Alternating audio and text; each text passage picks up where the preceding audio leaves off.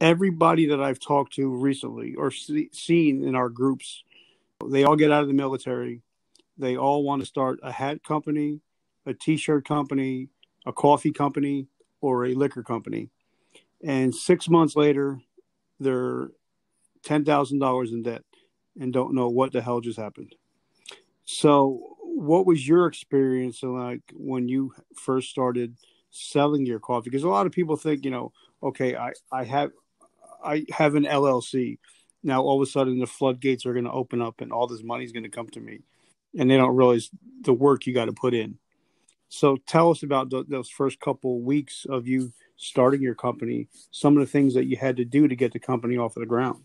Yeah, so incorporation obviously is one of them. You always want that protection for your personal assets and so on. But for me, the biggest thing was the awareness of why we were doing it, right? And being okay with not making a ton of money up front, because that's not what it was about. So when you have a purpose, right, just like your podcast says, right, having a purpose to do something, everything else will flow. And when you learn to be okay and be okay with the fact that it's going to take some time, right?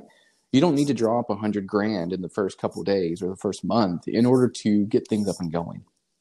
But what you do need to probably understand, or what I needed to understand, is right. It's gonna take some time. It's a building process, and as long as you are true to your mission, right, of why you even started this, right, whether it be helping out or otherwise, as long as you're true to that and understand a growth strategy, then you'll be okay.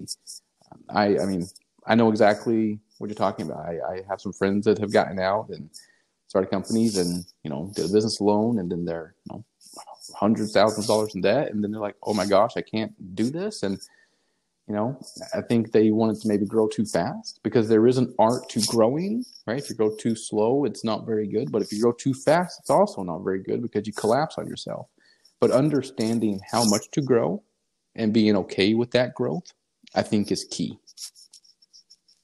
Okay, now since we're going to talk about business a little bit, because this is most of the people that listen to this either are veterans or entrepreneurs or both veterpreneurs, and I find that a lot of people where they make a mistake is now. I think, in my opinion, my wife is a lot smarter and has much better intuition than I do, to where if she feels something is off 99.9% of the time, she's right. And I think a lot of people, when they first start a business, they don't have that hard conversation sitting across from their significant other at the coffee table, and don't get them involved in the business. And then when the stuff hits the fan, then they have that hard conversation.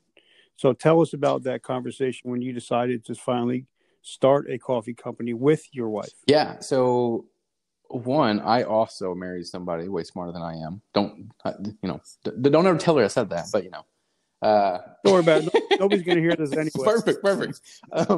Nobody heard this conversation. So, no. So I run stuff by her all the time. So one thing about my wife and I is we really have no issue bringing things up in front of each other, right? Because I understand, that 90, 95, 96% of the time, I'm probably not correct.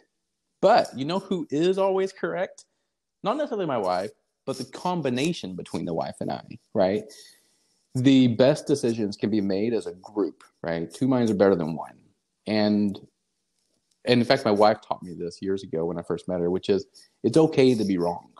It's okay to be wrong, but it's not okay to do nothing.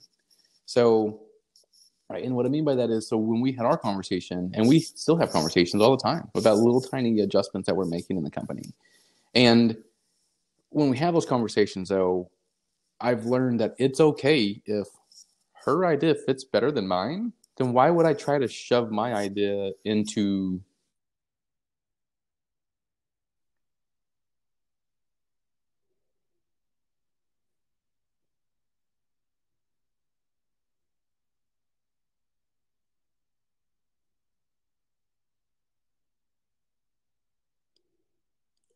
hopefully he's going to hop back on. He probably got another phone call. This happens sometimes with this app. So we're talking about his company, Heart to Heart Coffee. It's one of my favorite coffee companies. I drink it almost every day. I actually make a